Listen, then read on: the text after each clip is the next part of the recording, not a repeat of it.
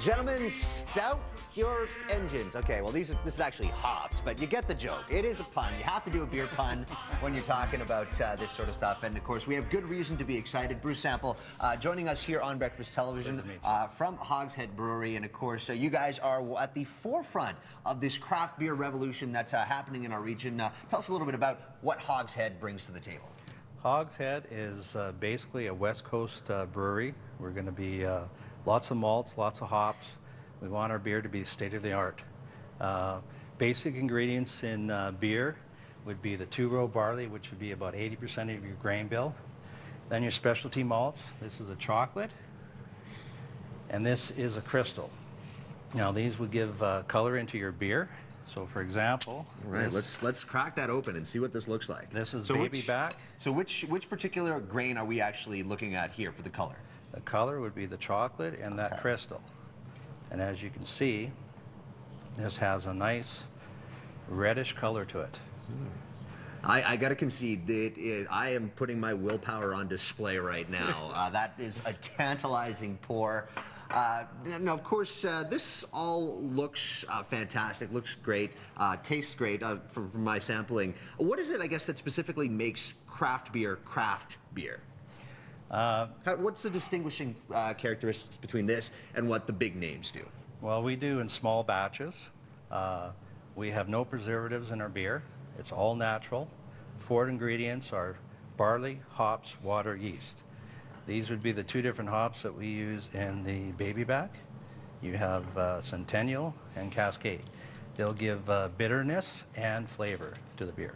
So let's take the process, because obviously this right here does not look like this. So how long a process, and just kind of maybe give us a kind of a layman's breakdown of what it takes to take it from the grains and the hops to turn it into that fantastic beverage. That beverage would take about 3 weeks.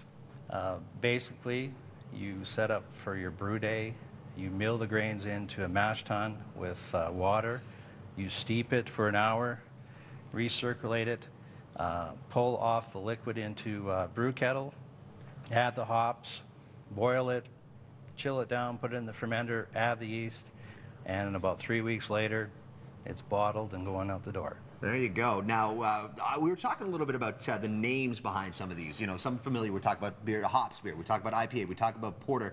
I don't know anything about these particular names except for the fact that they taste really good. Can you maybe give us a little bit of a background onto where these titles came from? IPA started in about the mid-1800s when England was going to India. They needed a beer that would make the voyage. So basically what they were doing is they were adding more hops and more alcohol so the beer would make the voyage. The beer was drank by the troops and the British people that were living there, and that's how the name came about, IPA. Porter is a cross between stout and brown. So they were blending the two and they called it porter. Porter is actually older than IPA, probably early 1800s. Oh, wow. So a lot of tradition, I guess, with that, of course. The reason we're teeing this up, Edmonton International Beerfest, once again in our city. Maybe you could give us a sense as to what we will be tasting if we happen to walk over to the Hogshead table. What you'll be tasting, we'll probably have the Hop Slayer and the Baby Back on there. Baby Back is a red IPA. It's really not a traditional IPA because IPAs are actually supposed to be a little lighter in color. But we don't want to be like everybody. So we create beers that you're going to go, wow, does that taste good? Hop Slayer is a 7.5% and 105 IBU. Lots of malt flavor, lots of hop character, very well balanced, a very good drinking beer. There you go. And of course, that is happening today and tomorrow over at the Shaw Conference Center. An opportunity to go taste these wonderful beverages. Now, as we've established, I can't drink beer on air just because, you know, those are the standards and regulations that we have. So I'm going to do the next best thing, which is I'm going to take a little bit of this chocolate grain, and despite your warning, I'm actually going to take some hops. I'm going to put them in my mouth. It'll be the equivalent of actually having a beer. And again, Bruce, before I do that, I do want to say thank you for dropping by, giving us a little bit of a sample of what what you guys do at Hogshead. And of course, we'll be talking about the International Beer Fest coming up throughout the rest of the morning. In the meantime, I am going to, oh, well, there we go. We're going to the board, so I won't have to eat the hops. Okay, good. Okay, we are going to do this on camera, but there you go. It's starting today at 4 p.m., 3 p.m. tomorrow. Here we go. Improvised beer making with Courtney Theriault on Breakfast Television.